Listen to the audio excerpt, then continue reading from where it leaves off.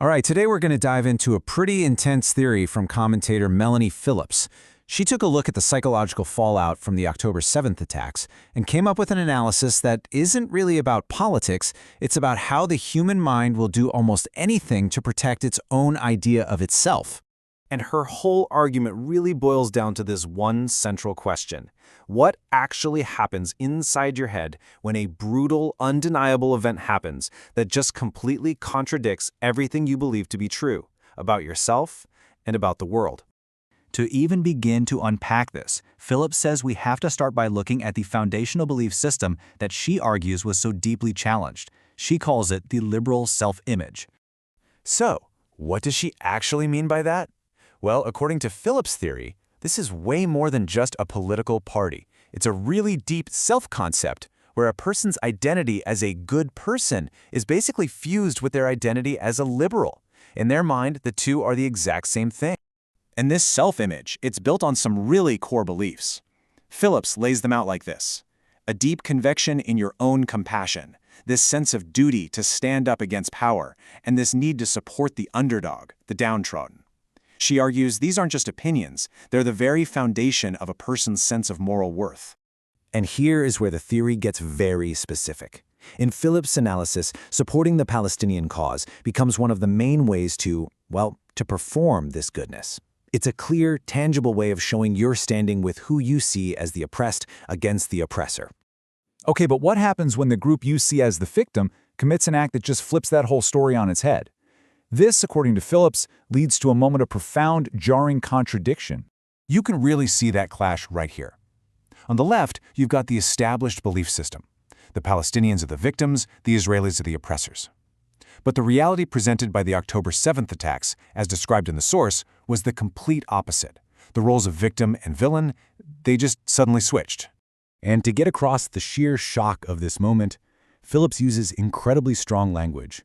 This quote really shows you that jarring gap, the huge chasm between the idealized image of a victim and the reality of the violence she's describing. So that massive contradiction, it forces a really tough, almost terrifying internal question. If the cause I have tied my own goodness to turns out to be evil, well, what does that say about me? As Phillips frames it, the threat isn't political anymore, it's existential. It's about who you are. So the mind is in crisis, right? How does it get out of this trap? Well, Phillips claims it pulls out a very powerful, maybe even desperate psychological defense. It flips reality on its head to protect itself. And this is absolutely crucial to her argument. The worldview and the self-image that comes with it, it's just too painful to abandon. It would feel like a psychological collapse. So if the worldview can't change, then your perception of reality has to.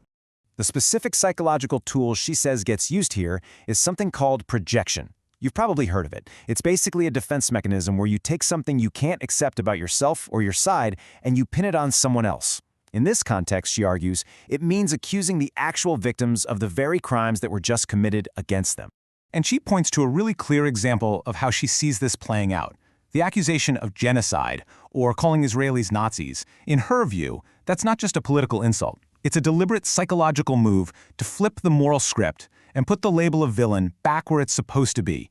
So what you end up with is this kind of three-step mental process, all designed to protect that sense of self.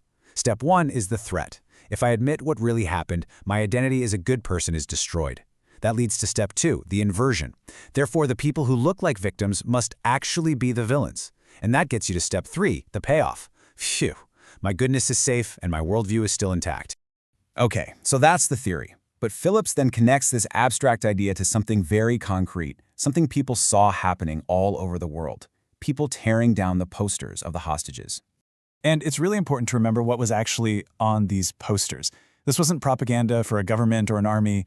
They were just faces. The faces of kidnapped civilians. Babies, kids, grandmothers. So that leads her to this really pointed question. What is psychologically going on that would make someone physically destroy an image of a kidnapped child? Phillips offers a few powerful motivations for this act. She sees it as a physical attempt to just erase an idea the mind can't handle. You're literally ripping up the evidence that contradicts your narrative, all to protect your own moral self-worth. In her most powerful assessment, she suggests it's a symbolic act, of tearing an entire people out of your world, out of your sight, and out of your conscience. All right, so from that very specific act, Phillips then zooms way out to make her final and honestly her most sweeping diagnosis based on this whole analysis. And she really doesn't hold back here. In her view, this entire psychological process, the denial, the projection, the inversion of reality, it's not just a flaw, it's not a bias. As this quote makes crystal clear, she concludes that it's a symptom of something she actually calls evil, something she believes has taken root in Western thought. So at the end of the day, Melanie Phillips's theory leaves us with this one big, thought-provoking question to chew on. It challenges us to ask ourselves, how much do our own moral identities, our own deep, fundamental need to see ourselves as the good guys, how much does that actually control what we are willing or even able to see in the world around us?